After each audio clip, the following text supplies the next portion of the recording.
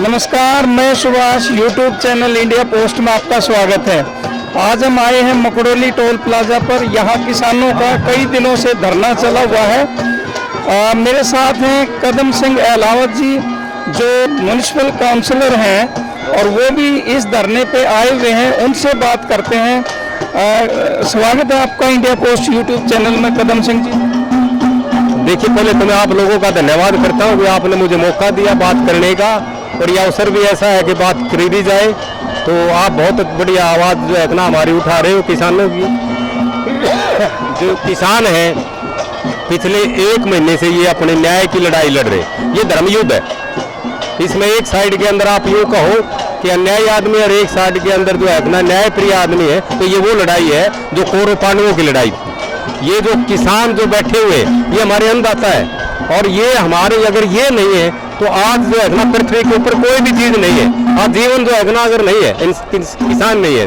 अब देखिए इतनी ठंड है, 3 डिग्री 2 डिग्री टेम्परेचर के अंदर, ना कोई छत है उनके ऊपर, ना कोई नहाने की व्यवस्था है, ना कोई जो है ना सोच की व्यवस्था है। वहाँ हमारी 80 85 साल के बुजुर्ग और हमारी माताएं और बहनें भी बैठी हुई है वहाँ, और वहाँ और आज से नहीं 1 महीने से बैठी हुई, और उनके बारे में ना सुना जाए तो ये जो है ना बिल्कुल ये तो अंग्रेजों से भी बुरा हाल है। पहला साहब, हरियाणा का मुख्यमंत्री ने कहा कि हरियाणा का किसान नहीं है, ये सारे के सारे पंजाब के किसान है। इसके बारे में आपका क्या कहना? ये बिल्कुल गलत है, और ये टोटली जो है ना आप जाके देखिए वहाँ सिंध बॉर्डर के ऊपर और आप वहाँ टिकरी बॉर्डर के ऊपर, मैं तो 2 बार 3 बार वहाँ होके आया हूँ, और यहाँ भी आप देखिए क्या भाईचारा मेंटेन कर रखा है इन लोगों ने। शर्म आनी चाहिए जो इस प्रकार की बात करते हैं। अब भाई ये खालिस्तानी है, अरे ये तो वो संतान है जिनके 2 बेटे दीवार के अंदर जो है अगला चढ़े गए थे, और 2 बेटे जो लड़ाई के अंदर मारे गए थे, और हमें शर्म आनी चाहिए ये कहना कि ये खालिस्तानी है। अरे ये खालिस्तानी नहीं है, ये हमारी सिख कौम है, और ये पैदा जो है ना हमारे सामने इनके सिख हुए हैं,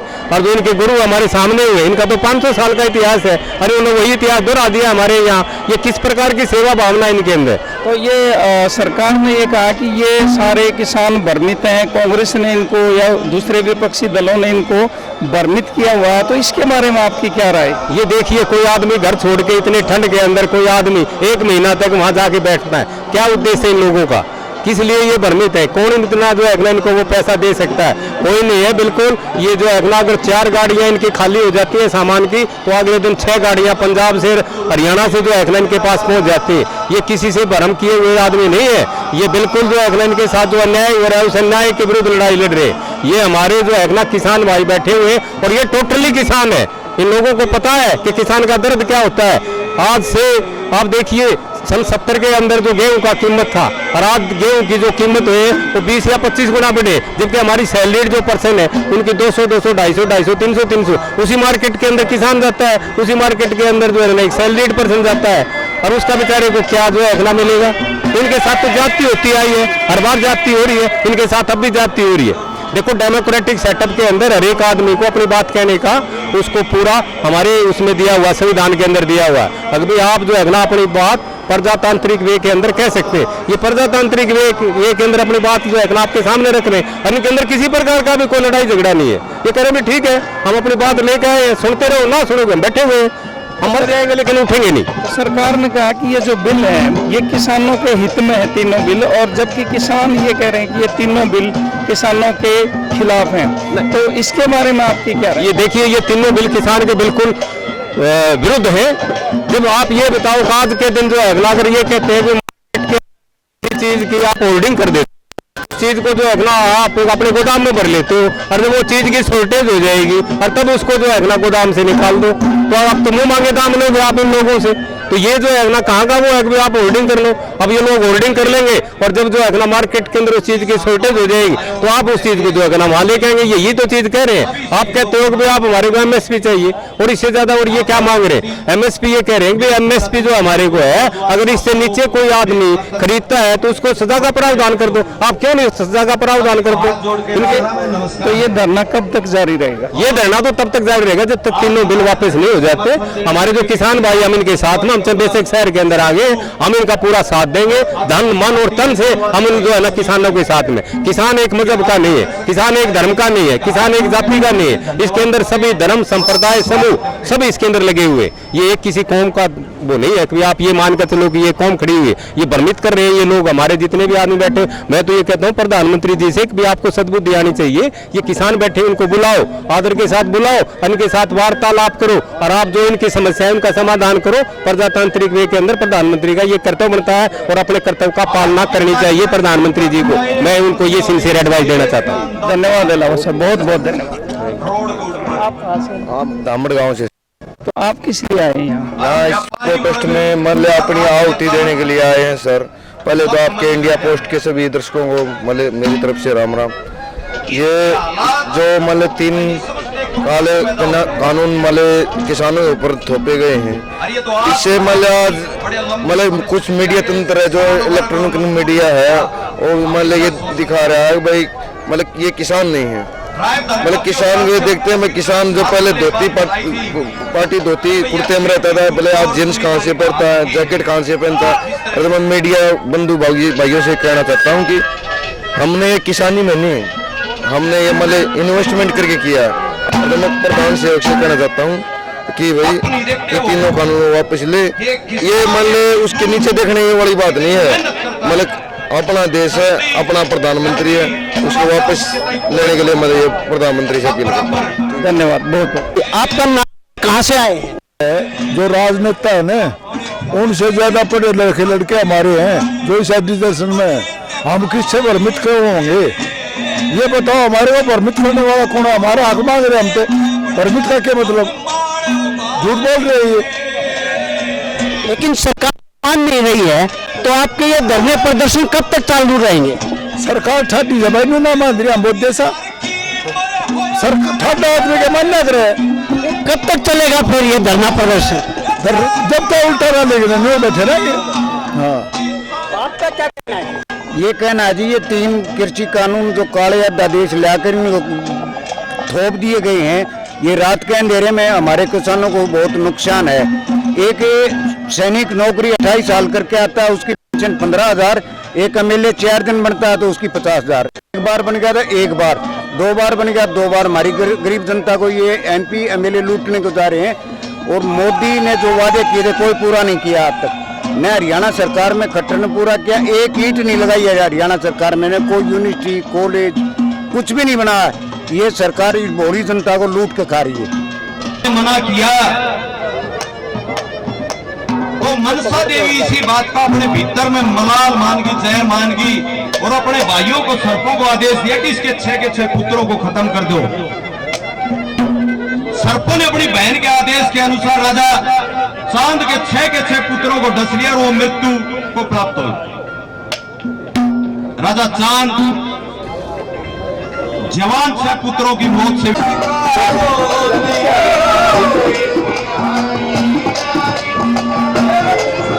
आपका नाम कहाँ और कहाँ से आए? मैं जय भगवान CITU मजदूर संगठन है, इसका मैं महासचिव हूँ और इस आंदोलन का, किसान जो आंदोलन चल रहा है, इसका समर्थन करने के लिए हमारा पूरा जत्था आज इस टोल पर आया है।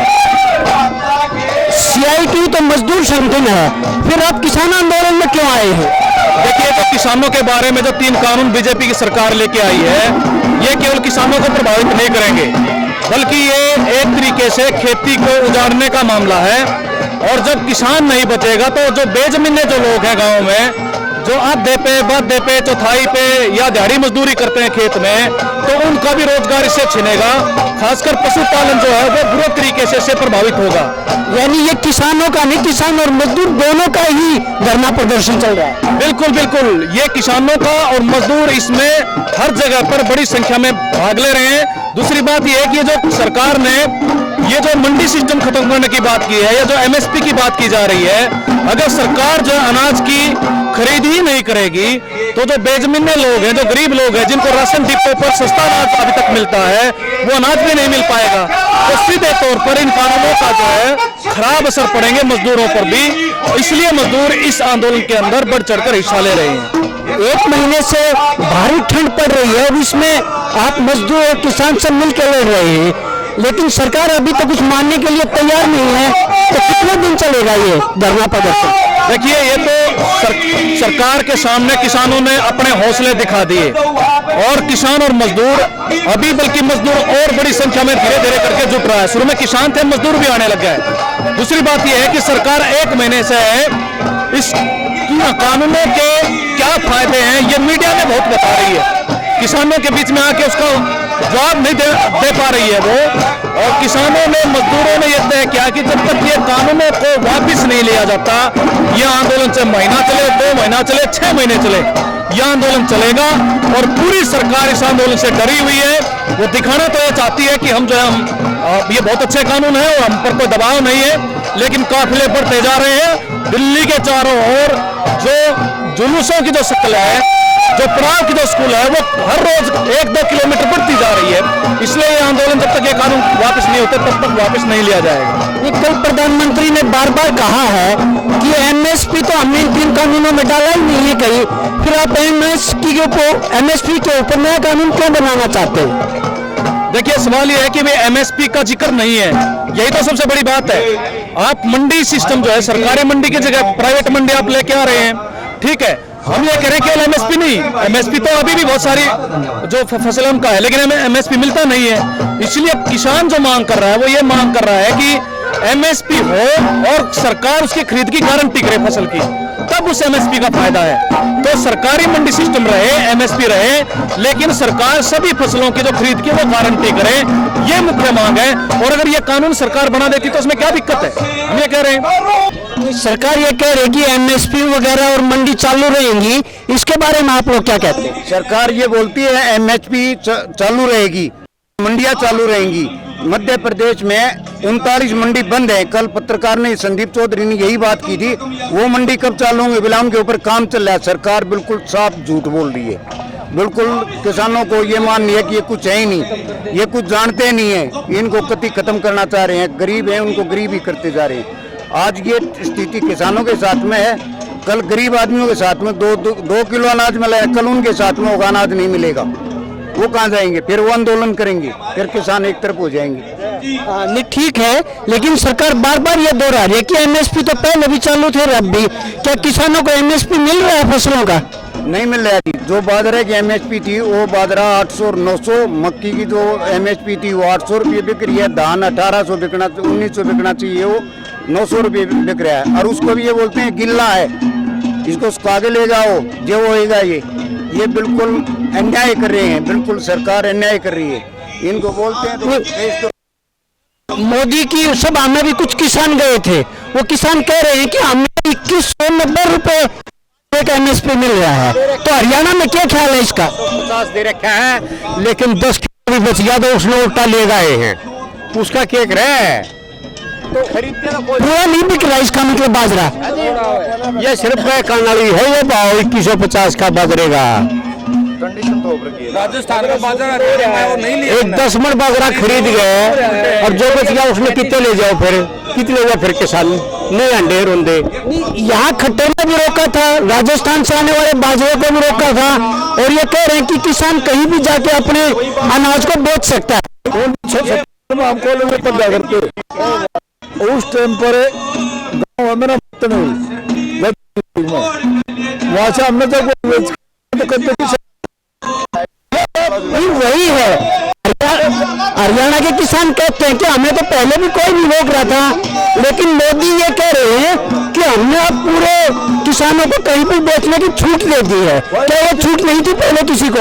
हमें क्या लग रहा है, मैं दिए फाइनल में 77 में 600 मन चढ़े कंटिन्यूस रोजाना। अच्छा बात है, मैं तब कुछ बेच के आया हूँ दिल्ली में बेच किसी मौके नहीं, दिल्ली में मैंने ये सुनी सर भाई हमने फेरी कर दी है, यह बात नहीं आई भाई। दिल्ली हम तो कहते हरियाणा और पंजाब ये किसान आंदोलन नहीं रहा है, ये जन आंदोलन बन गया है। हर एक आदमी परेशान होगा इससे। आज ये एक जमीन है किसान के पास, ये छीन लेंगे, स्टॉक करेंगे और इस आटे में 100 रुपये किलो बेचेंगे, कौन खरीदेगा इस भाव में? और जो सरकार कह रही है वो झूठ कर रही है, बाद में चुनावी जुमला हो जाएगा। अमित शाह जो भी बात हो रही चुनावी जुमला बताया रहे, सबका याद है। इस बात में जिम्मेदार बोलना यानी मर जाएगा। उल्टा इसका मतलब किसान आंदोलन भी कह रहा है कि एमएसपी पहले जितना लागू है वो 2 स्टेट में हरियाणा और पंजाब में मिल रहा है, बाकी पूरे हिंदुस्तान के अंदर एमएसपी मिल ही नहीं रहा है इसका मतलब, और मिल रहा है तो कितना मिल रहा है? देखिए एमएसपी जो है सरकार घोषित कर सकती है, कर देती है, लेकिन हरियाणा, पंजाब, वेस्टर्न यूपी जहां पर ये मंडी सिस्टम है, सबसे बड़ा पक्ष इसमें यही है कि जहां सरकारी खरीद है, मंडी है जहां, वहां एमएसपी फिर भी मिल जाता है। लेकिन जिन इलाकों में ये मंडी सिस्टम ही नहीं है तो वहां एमएसपी, अब चावल का खीरी का रेट 1800-1900 रुपए का रेट है, लेकिन हरियाणा के किसान को, पंजाब के किसान को 1700-1800 मिल जाता है, लेकिन वही बिहार के किसान को वो नहीं मिलता। वहां बिहार के किसान को 1100-1200 का रेट मिलता है। इसकी वजह यह है कि वहां पर मंडी सिस्टम नहीं है, सरकार का खरीदने का सिस्टम नहीं है। यही हम मांग कर रहे हैं कि मंडियों का विस्तार किया जाए और एमएसपी की खरीद की सरकार गारंटी करे, यही तो हम कह रहे हैं। तो जब तक सरकार ये नहीं मानेगी, तीनों कानूनों को नहीं कैंसिल करेगी और एमएसपी पे नया कानून नहीं बनाएगी, तब तक ये चलते रहेंगे ऐसे विरोध प्रदर्शन।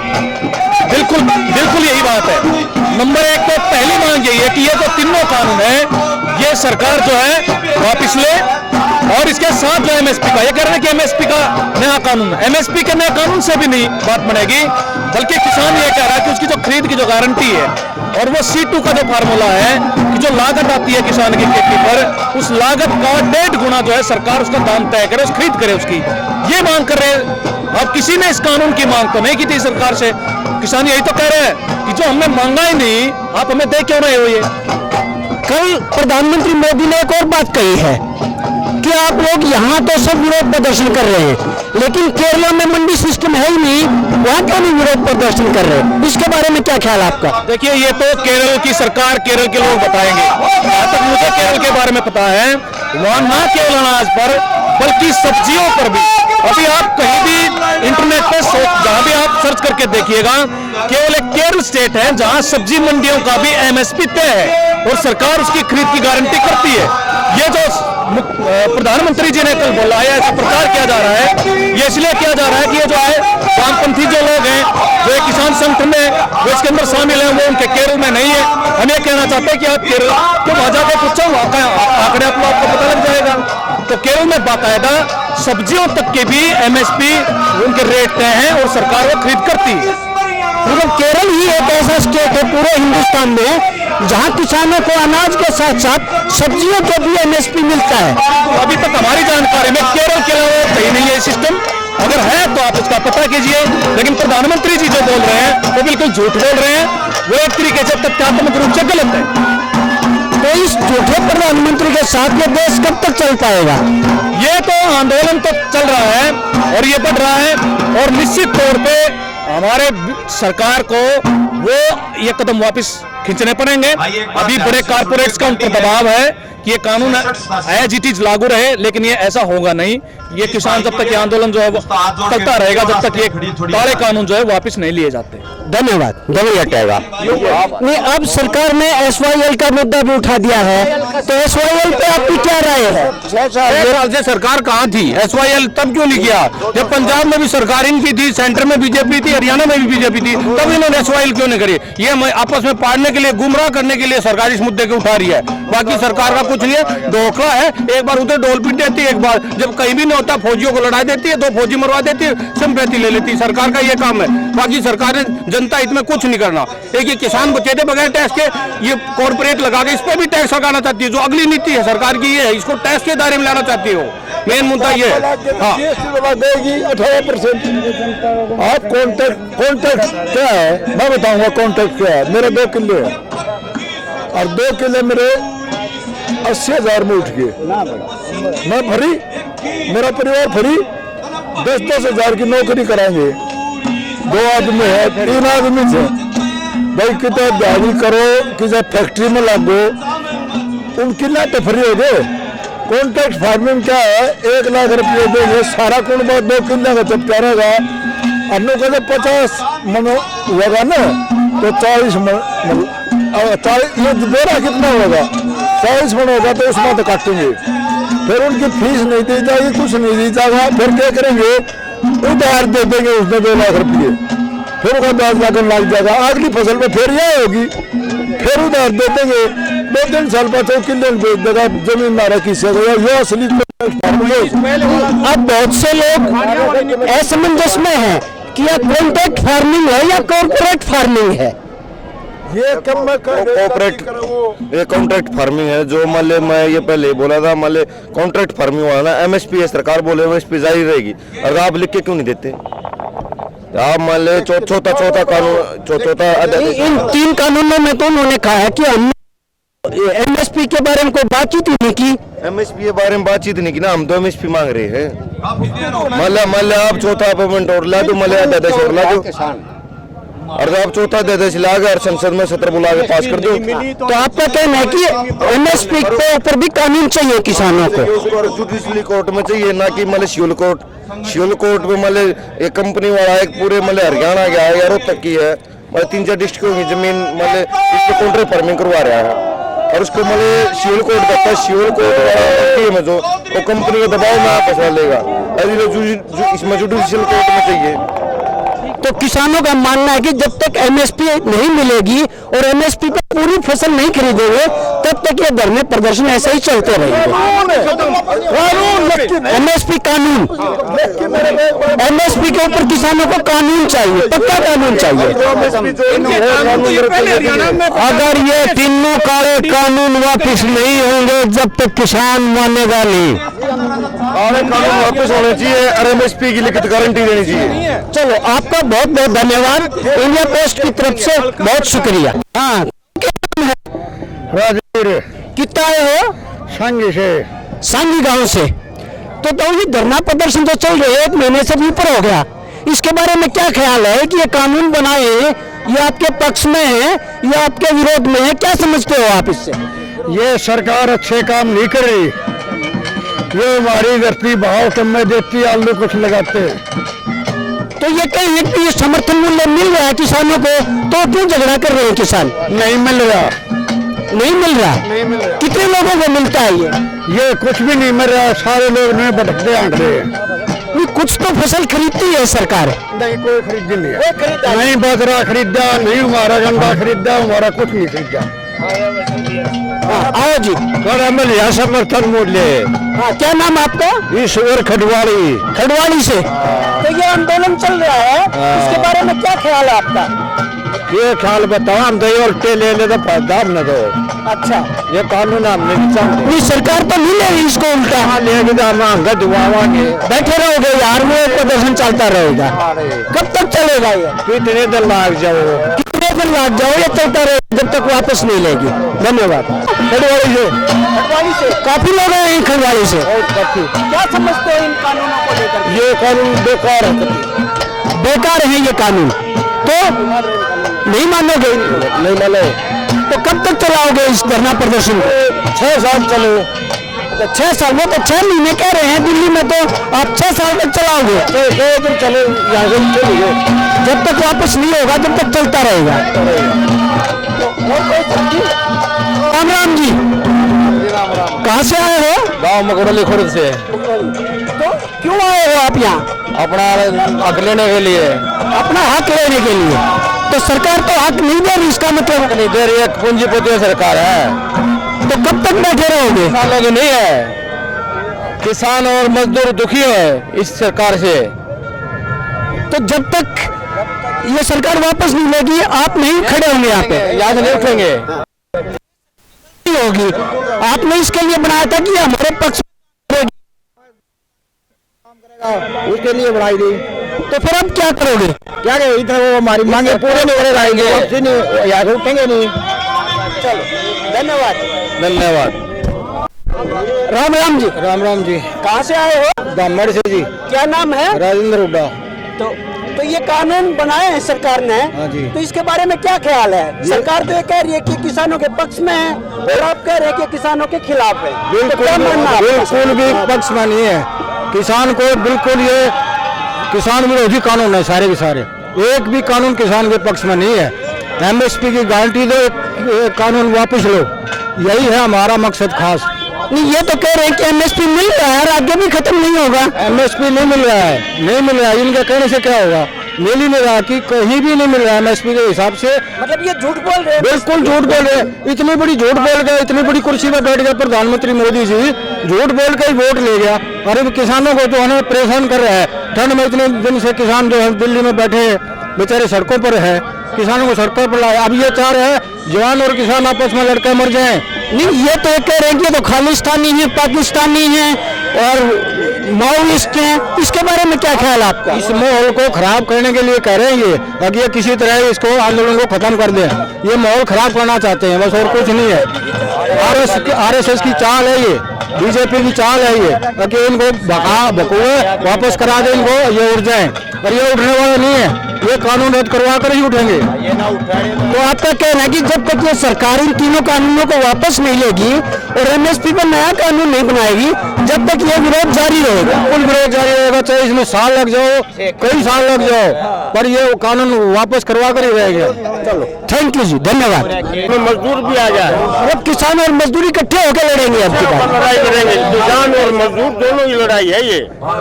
ठीक है, धन्यवाद। फिर इनकी कटाई फिर बात रही, कटेगी कटनी सबकी है। तो ये सरकार गोज काटने पर लगी हुई है। बिल्कुल। तो ये धरना प्रदर्शन कब तक चलते रहेंगे? जब तक देश आजाद रहेगा। ये आजादी थोड़ी है, गुलामी है। ये नहीं बंद। तो आप ये मानते हो कि किसान मजदूर तो गुलाम बना दिया इन्होंने? ऐसा है जी, देश ही गुलाम बना दिया। ऐसा क्यों? जेल में रहता हूँ, इलेक्शन ले, वोट नहीं डाल सकता, ये प्रजातंत्र कौन सा है? उसको प्रजातंत्र कहा जाएगा? इलेक्शन हिंदुस्तान में कहीं भी वोट वहीं डलेगी जहाँ बढ़ रही है। तो आप ये कह रहे थे हिंदुस्तान जो प्रजातांत्रिक देश बनाया था लोगों ने लड़के, वो खत्म हो गया है। प्रजातंत्र है, हकीकत तो ये है। इलेक्शन लड़े, एक बार में 3 जगह खड़े हो जाओ, कोई एतराज नहीं है। वोट एक जगह पड़ेगी, बहुत बढ़िया प्रजातंत्र। ठीक है ना उसका प्रजातंत्र कहेंगे क्या? ये संसद है सबके लिए, हमारे लिए भी है। कानून बनाने के लिए भेजे थे वहाँ। नहीं, संसद मत कह रही, कानून पास करवाए हैं हमने। संसद में हारे और बैठे सारे, जनता इनको कतिया हरा रखे हैं। लोकसभा का मतलब होता है लोगों से चुनका है और मुख्यमंत्री, और राज्यसभा होता है जो राज्य से चुनका है और राज्यसभा अंदर सारे हारे हो रहे हैं। वो देश का भला कितना करेंगे? तो लोकसभा में हार जाए, उसमें राज्यसभा मेंबर बना देंगे। आया नहीं गए, और वह राज्यसभा वाले फिर राज्यपाल बैठाते हैं, और मुख्यमंत्री जनता का फैसला नहीं कर सकता। करेगा तो इन लोगों का काम है, ये गैर संविधान में है। बाबूजी ऐसा है, गरीब आदमी मर चुके हैं। आज क्या नाम है आपका? यानी अपना रोना सरकार के आगे रोया जाता है। सरकार को सुनाने के लिए वहाँ पहुंचे, उनके साथ सरकार जुल्म कर रही है। वाटर कैनल प्रयोग करना, सड़कें खोद देना, उनको घुसने नहीं देना। राजा के पास पब्लिक जाती है और पब्लिक को अंदर नहीं घुसने देता। इतना निर्दयी सरकार और हो नहीं सकती। ये जितने भी कानून बनाए हैं, ये बिल्कुल पूरी तरह से हर एक किसान सबसे मेहनती, जिसको अन्नदाता कहा जाता है, जिसके मेहनत की रोटी खा करके सारा देश होता है, उस अन्नदाता का जो बेइज्जती आज सरकार कर रही है, ऐसी जुल्मी सरकार कभी आगे शायद भविष्य में भी नहीं आएगी, आज तक आई नहीं है। ये सरकार तो कह रही है कि हम बहुत फायदे का काम कर रहे हैं किसानों के में, और इन 3 कानूनों को वापस नहीं लेंगे, तो इस पे क्या कहना है आपका? ये तीनों कानून वापस लेने पड़ेंगे। ये कोई उनकी सरकार का कोई ऐसा वो नहीं होता कि जो मनवा देगी। जब आदमी मरेगा, मरता क्या न करता। किसान जब इतनी ठिठुरती ठंड के अंदर दिल्ली बॉर्डरों पर सड़कों के ऊपर पड़ी हुई है, और 2 महीने सर्दी में काट ली है, उसके बाद उन किसानों का, किसान जो रात दिन मेहनत करके ओलों में, बरसात में, खेतों में लगा रहता है, सड़कों पर हारता नहीं। सरकार की नीयत ये है, ये खुद हार जाए, थक जाए, और थक करके अपने घरों को वापस चले जाए। इनसे ना बात करो और किसी ढंग से इनको बहकाओ, इनमें फूट डालो, इनको थका दो और थका करके इनको भगा दो। सरकार की नीयत ये है, लेकिन सरकार ये कामयाब नहीं होगी इस मामले में। ये तीनों कानून वापस लेने पड़ेंगे। इसमें लिए तो ये किसान या सरकार दोबारा नहीं आ सकती। यानी जिसको किसान के साथ भगवान के लिए आशीर्वाद होता है, भगवान भी नाराज है, उनको ये महसूस होना चाहिए। उसको चला सकते हैं, लेकिन वोट कहाँ से लाएंगे? वोट के द्वारा सरकार बनती है। और आज उसी का रिजल्ट ये है, हरियाणा के अंदर जहाँ भी मुख्यमंत्री जाता है, अम्बाला के अंदर उसको भागना पड़ा, पुलिस की मदद से उसको निकलवाया गया। पत्थर पाटा के अंदर उसका स्टेज तोड़ करके फेंक दिया लोगों ने। जहाँ भी सहायक पार्टी जाती है उनका घेराव होने लग रहा है, सारे मंत्रियों को काले झंडे दिखाए जाते हैं। ये तो अभी शुरुआत है, और अगले 10 दिन में देखिए इसका रिजल्ट क्या होने वाला है। सरकार के गाँव के अंदर, हरियाणा के गांव के इनके जो वर्कर बैठे हैं उनको भी घर छोड़ करके बाहर निकलना पड़ेगा, मजबूर होना पड़ेगा। ये इनकी दुर्गति होनी है। तो पूरे देश के अंदर किसान जिस तरीके से चल रहे हैं, इनका मानना है कि जब तक के कानूनों को वापस नहीं लेंगे और नए एमएसपी कानून नहीं बनाएंगे तो धरना प्रदर्शन ऐसे ही चलते रहेंगे। हाँ बेटा, क्या नाम है? हर्ष। हर्ष, कहाँ से आए हो? गिलोड कला गाँव से। किसान एकता जिंदाबाद, किसान एकता जिंदाबाद, किसान एकता जिंदाबाद, मोदी मर गया हाय हाय।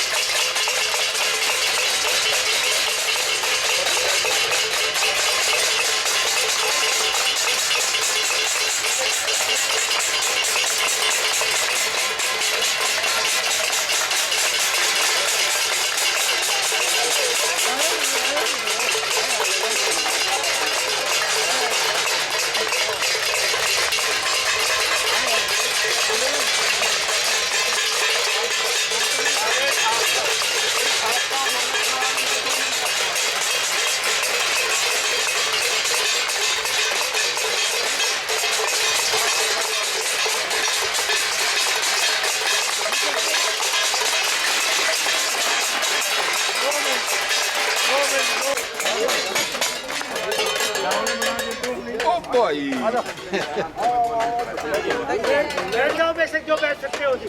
यहाँ पर ये बुढ़े हैं, जो बुजुर्ग हैं, जो अभी आप लोग घूम के वहाँ पूरा चक्कर काट गए हैं, 5 मिनट आप आराम भी करो। और इस बीच हमारे साथ आए हुए हैं साथी दुष्यंत, जो कि थिएटर आर्टिस्ट हैं, प्रोफेसर हैं यहाँ पर यूनिवर्सिटी में, और उनकी टीम एक छोटा सा नाटक है 4-5 मिनट का, वो आपको दिखाएंगे। उस नाटक का आप देखिए, उसका मजा ले लीजिए, उसके मैसेज को समझिए, और उसके बाद हम इस कार्यक्रम को समापन करते हुए और आगे की कोई रणनीति बनती है तो उस पर बात करते हुए प्रोग्राम को खत्म करेंगे। हाँ जी, आइए। राजवीर को तो देखा ना भाई साहब आपने? बैठ जाओ, बैठ जाओ,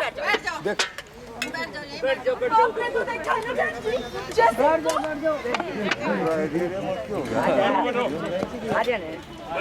संतोष, राजवीर को देखा?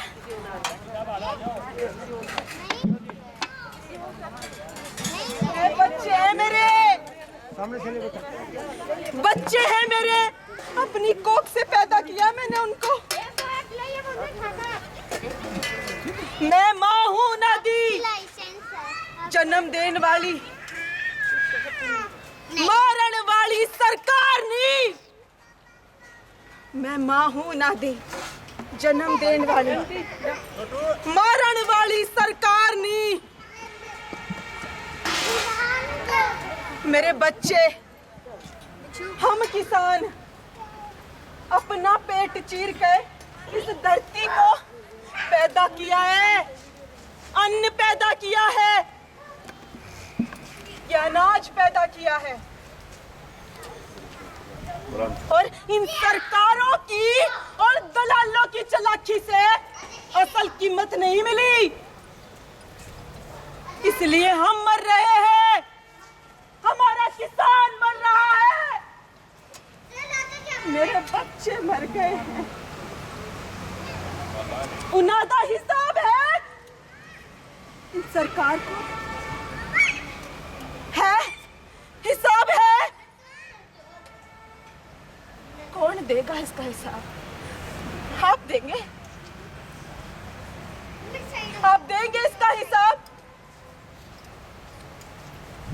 मेरे बच्चे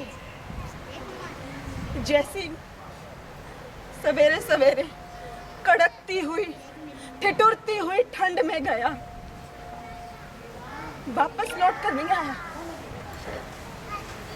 सल्फास की गोलियां खा ली। मेरा पूरा परिवार बर्दाश्त नहीं कर सके, सब खत्म हो।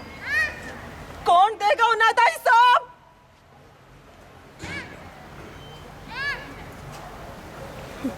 मैं हार नहीं मानना।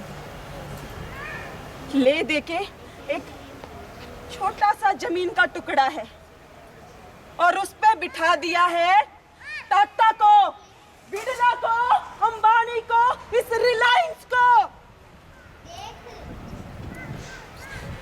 और हमें बना दिया है बेरोजगार, कर्जदार। कौन देगा इसका हिसाब? आप देंगे भाई साहब? हम मिलकर देंगे। इसलिए मैं किसान, हम किसान मिलकर देंगे इसका हिसाब। वो कहते हैं कि हम खालिस्तानी है, आतंकवादी है, देशद्रोही है, पर हम देशद्रोही नहीं हैं। हम तो किसान हैं, किसान। और ये दराती, ये खुरपी हमारे किसानी होने की गवाह है, जिस पे छपे हमारी उंगलियों के निशान, जिसके साथ बहा हमारा पसीना, ये देगा गवाही कि हम किसान हैं, आतंकवादी नहीं, खालिस्तानी नहीं, पाकिस्तानी नहीं, हिंदुस्तानी, हिंदुस्तानी किसान। और हम कसम खाते हैं कि हम पैदा करेंगे अन्न मरते दम तक, और हम आत्महत्या नहीं करेंगे।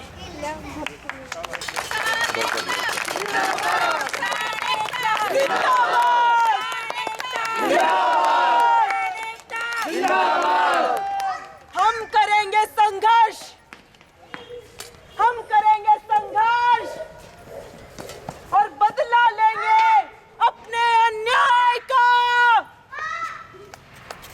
हर जोर जुल्म की टक्कर में संघर्ष हमारा नारा है, हर जोर जुल्म की टक्कर में संघर्ष हमारा नारा है। इनकलाब जिंदाबाद, इनकलाब जिंदाबाद। ये 3 बिल हम खारिज करते हैं, ये 3 बिल हम खारिज करते हैं, और हम अन्नदाता इस देश के एकजुट होकर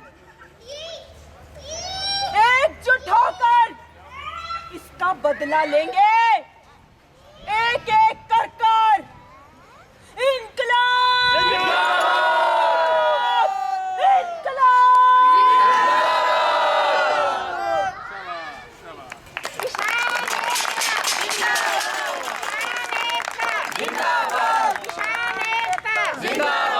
मोदी मर गया, हाय हाय, मोदी मर गया, हाय हाय, खट्टर मर गया, हाय हाय, खट्टर मर गया, हाय हाय, दोनों रंगे मर गए, हाय हाय। एक बारी इनके लिए जोरदार तालियां हो जाए,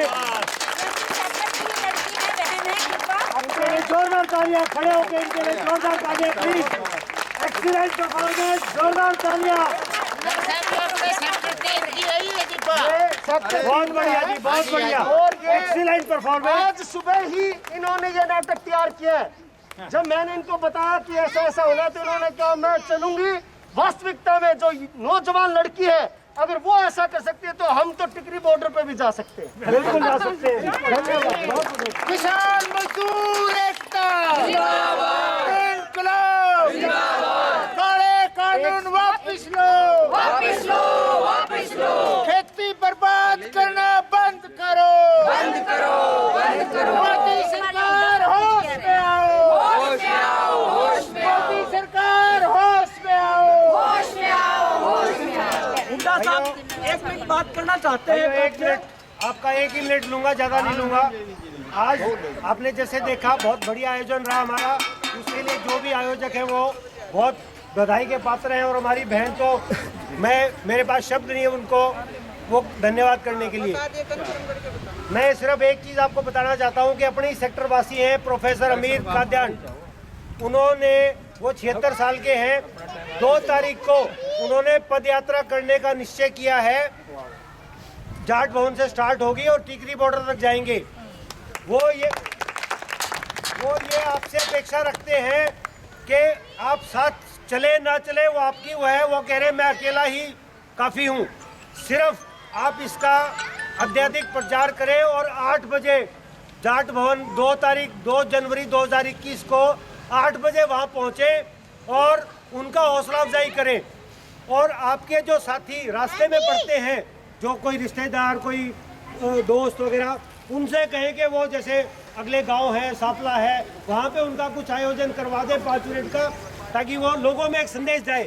वो एग्रीकल्चर साइंटिस्ट हैं, बाहर विदेशों में रहे हैं और वो इस कानून को समझते हैं। ये हम लोग भी समझ रहे हैं, आप लोग भी लोगों से सवाल कीजिए, पढ़िए, पूछिए। तो एक बारी आपसे फिर निवेदन है कि जैसे हम लोग यहाँ हैं, इससे दुगनी संख्या में उनको सिर्फ हौसला अफजाई के लिए 5-10 मिनट के लिए 8 बजे वहाँ पर पहुँचने की कृपा करें। धन्यवाद। 2 जनवरी 2021 8 बजे जाट भवन। युधिष्ठिर झूठ बोला था, युधिष्ठिर सच का वो झूठ का वो आपकी मर्जी है। थोड़ा सा उस पे मैं 1 मिनट अपनी बात रखूंगा। मोदी ने कहा था कि केरल वाले तो एपीएमसी मंडी है ही नहीं और ये स्ट्राइक करने चल रहे हैं। ये जिसे कहते हैं युधिष्ठिर सच वो चीज है।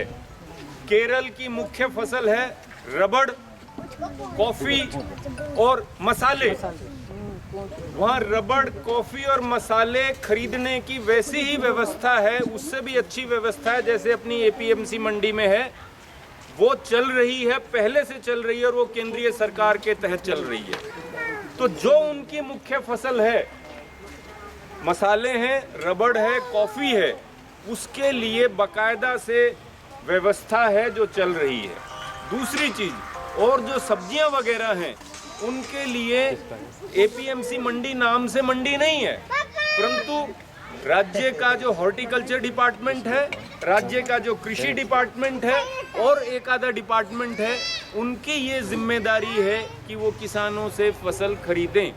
और पिछले दिनों केरल सरकार ने, जो भारत सरकार ने एमएसपी डिक्लेयर किया हुआ है, उससे भी ज़्यादा एमएसपी की घोषणा की है। तो ये युधिष्ठिर सच है कि केरल में एपीएमसी मंडी नहीं है, बिल्कुल नहीं है एपीएमसी मंडी, क्योंकि कानून का नाम दूसरा है। जो सेंट्रल स्पाइस बोर्ड है, क्वायर बोर्ड है, रबड़ बोर्ड है, इनके माध्यम से खरीदी होती है। तो ये जो है ना झूठ का प्रचार ये कर रहे हैं। 2 झूठ मैंने उस दिन बताए थे, इनके लिखित में जो झूठ है एक ही आपको आज बताया। धन्यवाद।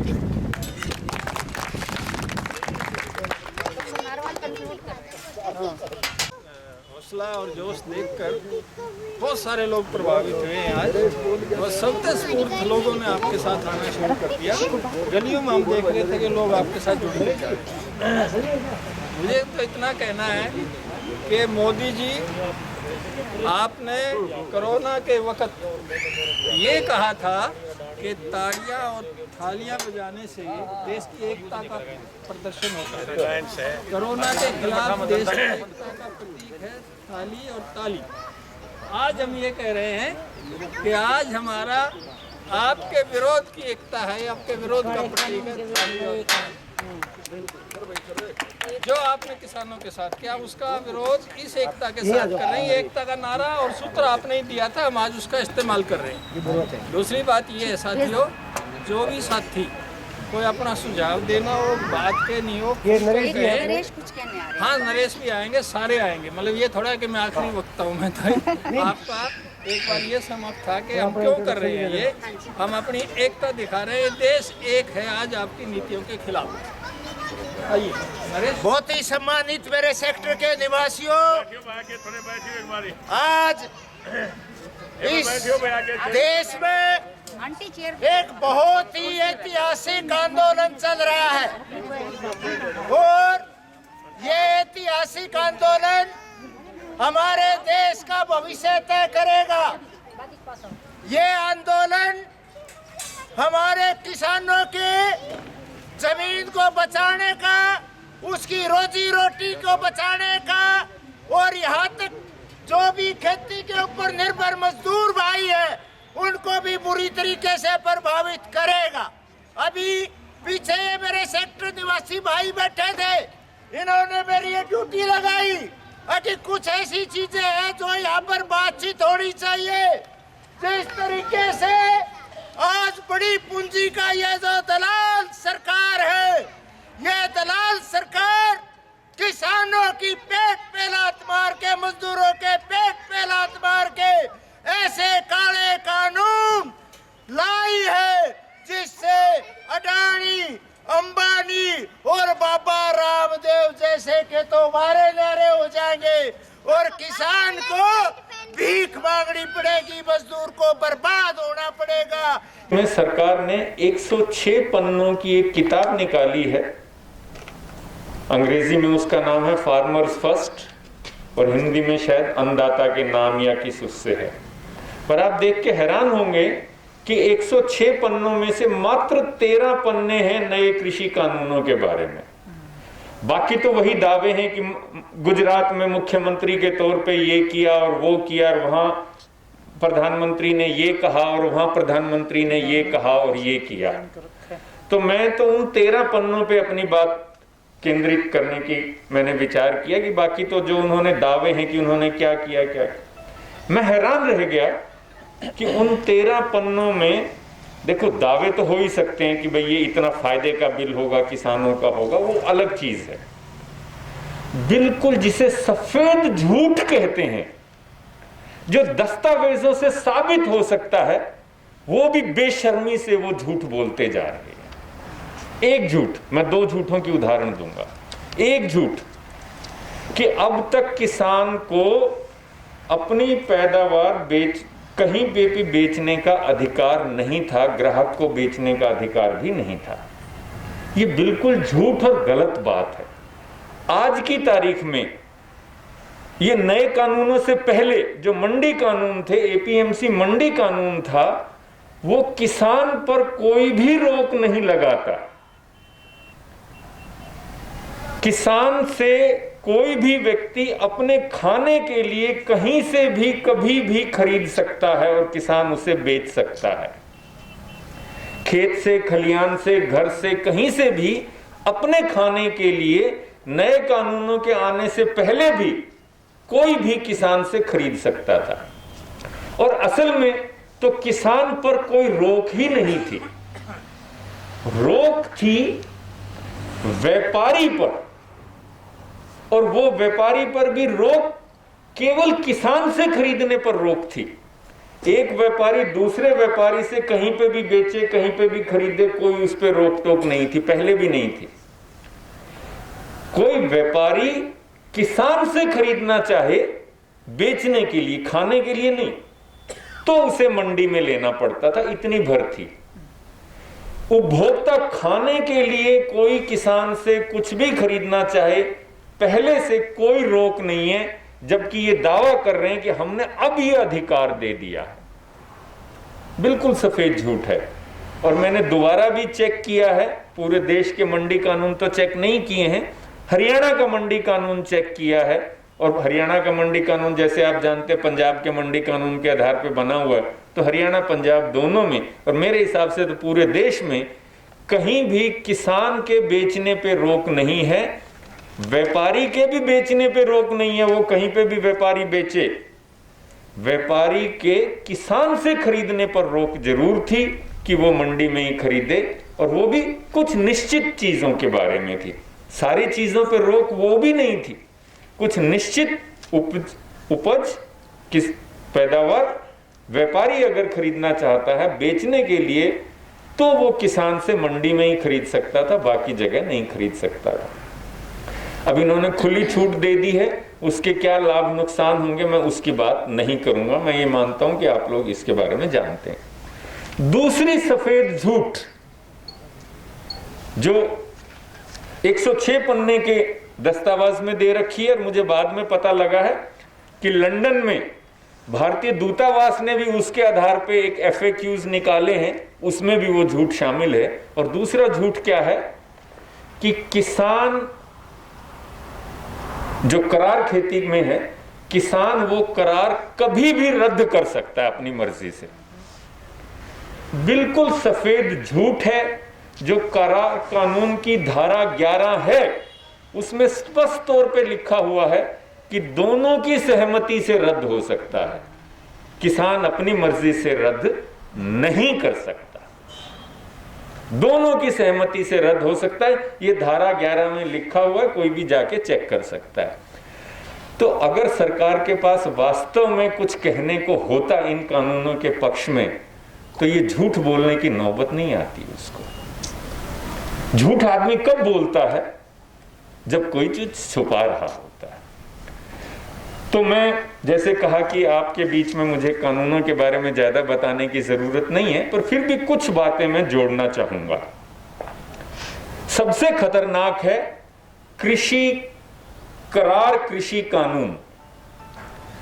करार कृषि, कॉन्ट्रैक्ट फार्मिंग से हम आमतौर पे क्या समझते हैं कि वे पैदावार का सौदा एडवांस में हो जाता है ताकि दाम का किसान को कोई चिंता ना रहे, यही सब जगह समझा जाता है। और ये जो 106 पन्ने की किताब है इसमें भी यही उदाहरण लिया हुआ है। पर आप लोग ध्यान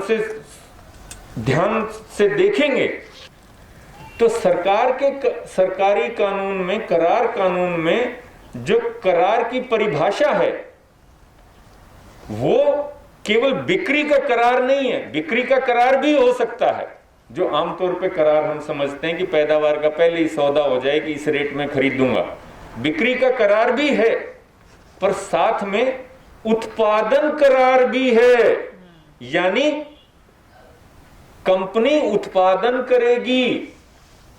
साथ में कृषि सेवा करार भी है कि कंपनी कृषि सेवाएं देगी। तो करार केवल बिक्री का नहीं होने वाला नए कानून के हिसाब से, करार असल में खेती का होने वाला है।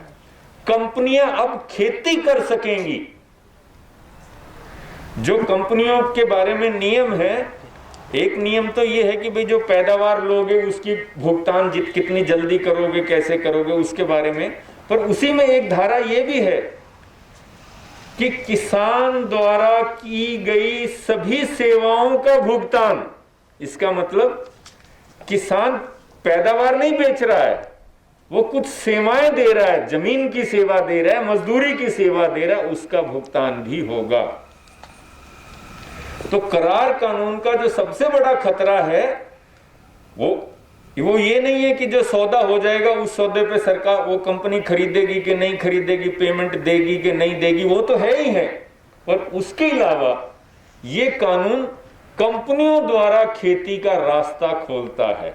एक तरफ कृषि हदबंदी कानून है जिसके तहत कोई भी किसान इतने से ज्यादा जमीन नहीं रख सकता, और दूसरी तरफ से ये कंपनियों का खेती का रास्ता खोलने जा रहे हैं जिसमें कोई हदबंदी सीमा नहीं होगी कि इतने एकड़ से ज्यादा की वो नहीं हो सकती है। तो ये बहुत बड़ा खतरा है। सीधे सीधे वो किसान की जमीन नहीं लेंगे, जमीन का मालिक किसान ही रह जाएगा, पर खेती किसान नहीं करेगा। अंग्रेजी में एक शब्द आता है बनाना रिपब्लिक, अंग्रेजी जानने वालों ने सुना होगा। वो बनाना रिपब्लिक क्या है? लैटिन अमेरिका के, दक्षिणी अमेरिका के कई देश ऐसे हैं जहां एक फसली खेती होती है, एक ही फसल होती है मुख्य तौर से, या गन्ना होता है या केला होता है। और जब एक ही फसली खेती पूरे देश में होती है और उस फसल को जो कंपनी कंट्रोल करती है वो फिर पूरे देश को कंट्रोल करने लग जाती है। तो इसलिए उन्हें बनाना रिपब्लिक कहा गया कुछ देशों को, जहां पूरे देश में मुख्य तौर से केले की खेती होती है, कंपनियां खेती कराती हैं, फिर उस कंपनी को, केले की कंपनी ही उस देश को कंट्रोल करती है।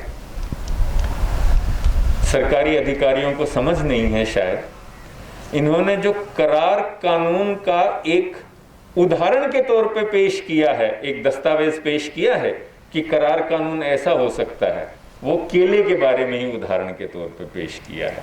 मतलब ये देश को बनाना रिपब्लिक ही बनाना चाहते हैं। उसमें जिस फसल का उदाहरण दिया है वो केला ही दिया हुआ है, वो बनाना रिपब्लिक ही बनाना चाहते हैं। देखिए आज से 25, 50, 100 साल, 60 साल पहले क्या होता था कि बड़ा किसान अपनी जमीन छोटे किसान को देता था बोने खाने के लिए, ठेके पे देता था या सीरी रखता था या वो रखता था। पिछले 10-20 सालों में क्या हो रहा है, हरियाणा पंजाब में भी क्या हो रहा है, पूरे देश में क्या हो रहा है कि छोटा किसान बड़े किसान को अपनी जमीन दे रहा है बोने के लिए, खाने के लिए ठेके पे दे रहा है। अब ये वो काम कंपनियां करने लग जाएंगी। अभी क्या है, हमारे बीच में सतबीर बैठे हैं। सतबीर अब रोहतक में है, गांव इनका दूर है, गांव में जमीन है 2-4 किले जो भी है, चाचे ताऊ वो लेते हैं, कुछ सतबीर को दे देते होंगे पैसे। अब वो चाचे ताऊ बोने लायक नहीं रहेंगे, वो कंपनियां लेंगी। और जो गांव में रहता था सतबीर का भाई या चाचे ताऊ का भाई, जिसका कोई नौकरी नहीं, कोई और काम धंधा नहीं था, वो 2-1 किले उसके अपने थे, 2-1 सतबीर के बो लेता होगा, 2-1 किसी और चाचे ताऊ के मिला के बो लेता होगा, उसका भी गुजारा चल रहा था। अब जब ये सारे कंपनियां ठेके पे लेने लग जाएंगी तो जिसके वो 2 किले बच रहे थे वो भी ठेके पे देगा। सबसे बड़ा खतरा ये है कि कंपनियां खेती सीधे सीधे करने लग जाएंगी। करार कानून की जो परिभाषा इन्होंने दे रखी है और उसके जो विवरण है उससे ये बिल्कुल स्पष्ट होता है। किसान ये कह रहे हैं कि किसान से मजदूर बन जाएंगे। निश्चित तौर पे वो किसान से मजदूर भी बनेंगे, पर मुझे डर है कि वो बेरोजगार बनेंगे।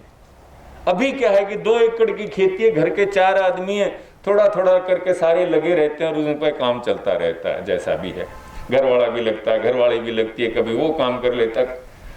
अब जब कंपनी करवाएगी तो वो चारों को तो ठीक नौकरी पर रखेगी नहीं, वो तो एक को रखेगी। और ये प्रावधान है स्पष्ट। ये जो बिल के अंदर की बात कर रहे थे, ये जो कंपनी कानून बिल है, जो संसद में बिल आता है, तो बिल के साथ एक अलग से 1-2 पेज होते हैं जिसमें लिखा होता है कि ये बिल पेश करने की जरूरत क्यों पड़ रही है।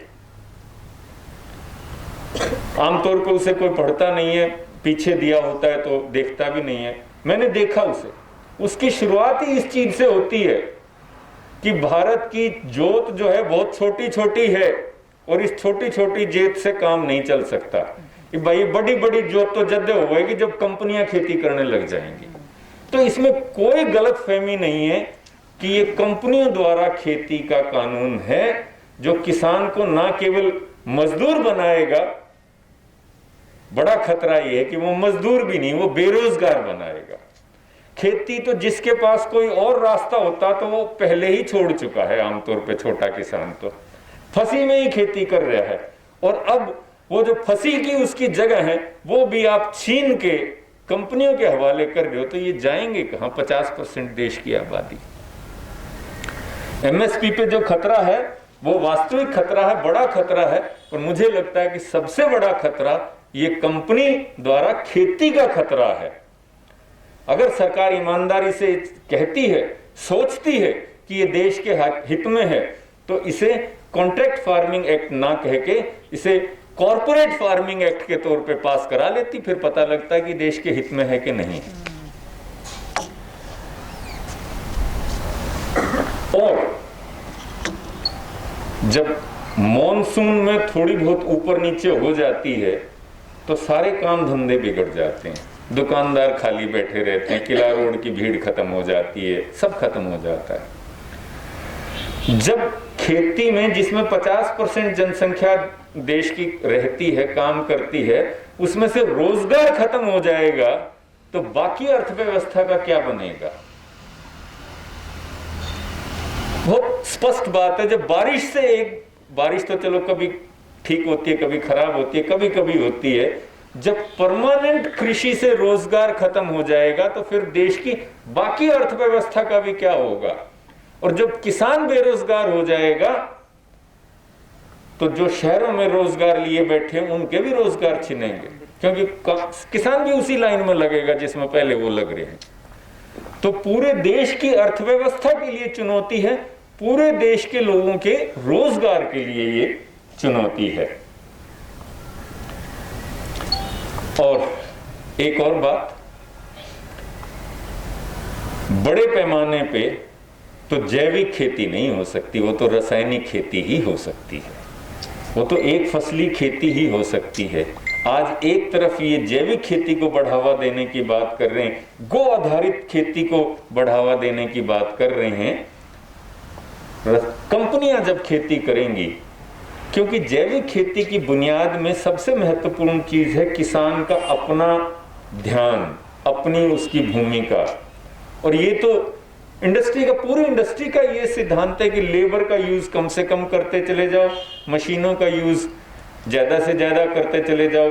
आज जब छोटा किसान ही अड़ंगा निकालने के लिए खरपतवार की दवाई मारने लगा है, तो ये कंपनियां तो हवाई जहाज से खरपतवार की दवाई मारा करेंगी, और हम उपभोक्ता के नाते से हमें और भी ज्यादा रासायनिक तौर पे ये खराब हमें भोजन मिलने की गुंजाइश है। विदेशों में बहुत सारी कंपनियां, डेनमार्क का नाम इसमें आता है, और देश भी हैं, अपने देश के तैयार मक्खन को समुद्र में फेंक देते हैं बाजार में बेचने की बजाय, क्योंकि अगर वो बाजार में बेचेंगे तो भाव कम होगा।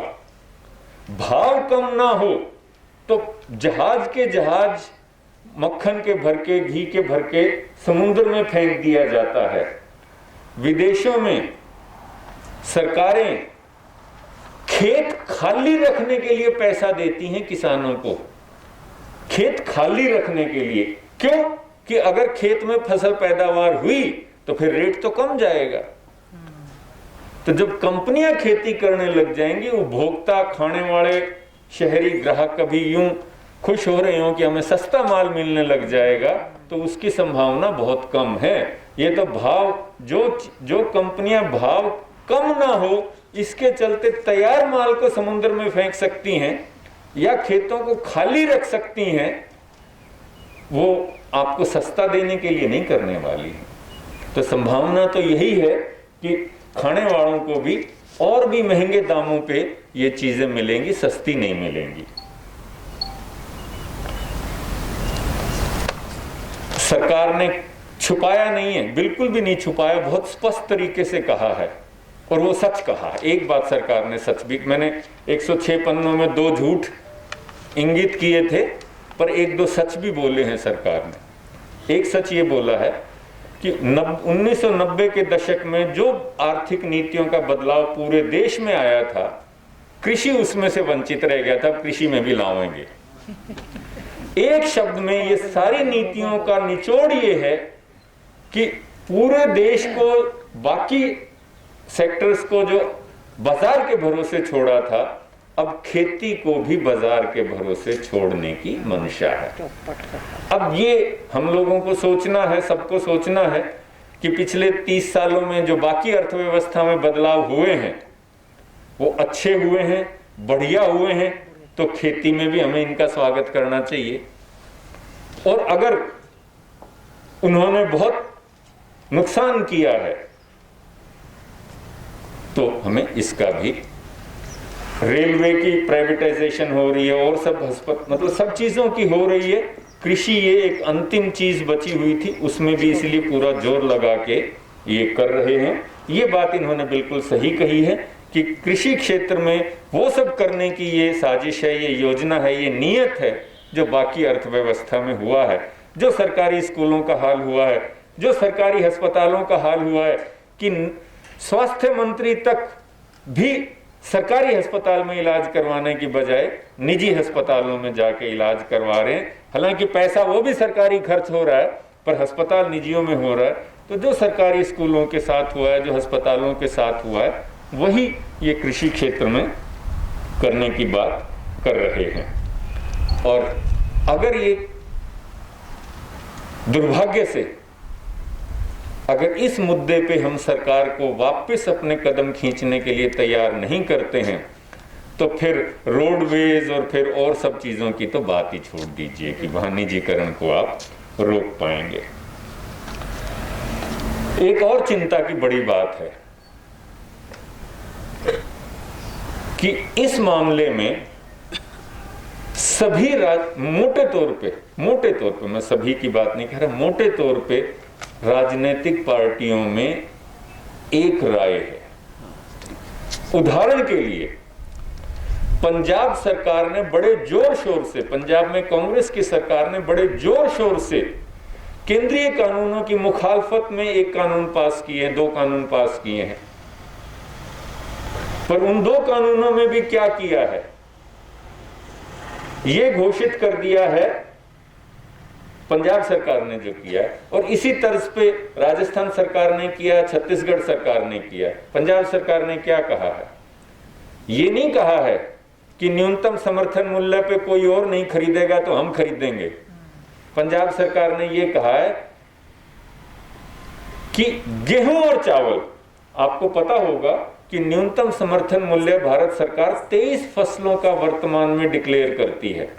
23 फसलों का न्यूनतम समर्थन मूल्य घोषित किया जाता है, परंतु पंजाब सरकार ने जो कानून पास किया है, गेहूं और धान को न्यूनतम समर्थन मूल्य से कम लेने को गैर कानूनी घोषित किया है। बाकी 21 को तो नया पंजाब का सरकार का कानून भी कहता है कि बाकी 21 की तो कोई चिंता की बात नहीं, किसी भाव ले लो। दूसरी चीज, वो 2 फसलों गेहूं और धान की पैदावार को भी न्यूनतम समर्थन मूल्य से कम पे खरीदने को गैर कानूनी घोषित तो कर दिया, पर यह नहीं कहा कि कौन खरीदेगा इसमें। आपको पता होगा, आप यहां बैठे हैं, सारे प्राइवेट स्कूलों में, सारे प्राइवेट कॉलेजेस में सरकार वाले ग्रेड देने जरूरी होते हैं, मिलते हैं क्या? देश में न्यूनतम मजदूरी कानून 1948 से चल रहा है, लागू है क्या? जरूरत इस बात की है कि गेहूं धान नहीं, कम से कम 23 फसलें जिनकी न्यूनतम समर्थन मूल्य इतने सालों से घोषित कर रहे हो, उसको खरीदने की गारंटी दो। वो बिल्कुल भी नहीं है इसमें। और इस मामले में मोदी ये भी सही कह रहा है कि सारी जो रूलिंग पार्टीज हैं उनकी राय एक जैसी है। ये वाकई चिंता की बात है, और इसीलिए हमें बहुत ज्यादा सफलता नहीं भी मिलती कई बारी, परंतु चुनौती यही है हमारे सामने, और भविष्य यही है कि अगर इस मुद्दे पे सरकार वापस नहीं पांव खींचती, हम उसे विवश नहीं करते पांव खींचने के लिए, तो निजीकरण और कंपनीकरण देश के हर क्षेत्र में, अर्थव्यवस्था के हर क्षेत्र में आने वाले दिनों में होगा। फिर आप यहाँ रोडवेज का, वहाँ स्कूल बंदी का, वहाँ किसी और चीज की विरोध नहीं कर पाएंगे। इन आर्थिक नीतियों को, इन कृषि नीतियों के आर्थिक पक्ष को 1 मिनट के लिए छोड़ दें। अब ये इस समय बहुत बड़ी राजनीतिक चुनौती भी है, जनतंत्र को चुनौती है। जब पूरा देश भले ही आंदोलन पे, बॉर्डर पे पंजाब के किसान ज्यादा बैठे हों, परंतु पूरे देश के किसान गिने चुने, देखो कुछ सरकारी संगठनों की बात तो छोड़ दें, वो सब जानते हैं, कहीं भी इसके समर्थन में आंदोलन हो रहे हैं। तो पूरे देश के किसान, जो कि बड़ी आबादी का हिस्सा है, इसके विरोध में खड़े हैं। और इसके बावजूद अगर हम सरकार नहीं सुनवाई करती है तो फिर किस नाम का जनतंत्र, किस नाम का लोकतंत्र है? 2 और बातें कह के मैं अपनी बात खत्म करूंगा। बिलों के बारे में मैंने विस्तार से नहीं बताया कि बिल कैसे हानिकारक हैं, एक एक बिल के बारे में। अगर आप बिलों के बारे में कोई और जानकारी चाहेंगे तो सवाल जवाब में मैं वो दूंगा। दो चीजें कह के, एक दो चीजें और कह के मैं अपनी बात खत्म करता हूं। साल दर साल जीतते इलेक्शनों के चलते हमें लगता है कि मोदी सरकार, ये सरकार बहुत, इसको हटाना बहुत मुश्किल है। किसी ने आज से 2 महीने पहले सोचा था कि किसान आंदोलन ये स्वरूप ले लेगा? मौके कभी भी आ सकते हैं, कभी भी ये ताकतें ऐसी बेवकूफी भरे कदम उठा सकती हैं। हम इसके लिए लगातार प्रयासरत रहें, हमारे संगठन रहें, हम तैयार रहें। सामाजिक परिवर्तन के मौके केवल हमारे मर्जी से तैयार नहीं होते हैं, कई परिस्थितियां बनती हैं जो वो मौके तैयार कर देते हैं। मोदी ने सपने में भी नहीं सोचा होगा कि ऐसा आंदोलन खड़ा हो जाएगा। तो सामाजिक परिवर्तन, साक्षरता अभियान में भी आप लोगों ने देखा होगा, ऐसी ऐसी जगह से सहयोग मिल जाता है जहां कोई आशा नहीं होती। निराशा भी मिलती है, आशाएं भी मिलती हैं। हमें लगातार इसके लिए काम करते रहना है। और वर्तमान किसान आंदोलन जो है, वर्तमान कृषि कानून है, ये देश के लिए बहुत बड़ी चुनौती है। और हमें, और ऊपर से कुछ भी दिख रहा हो, हालत सरकार की बहुत खराब है, बहुत खराब है हालत सरकार की। और हम आशा करते हैं कि लोकतंत्र अंततः सफल होगा और हम जनता की बातों की सुनवाई होगी। बहुत बहुत धन्यवाद।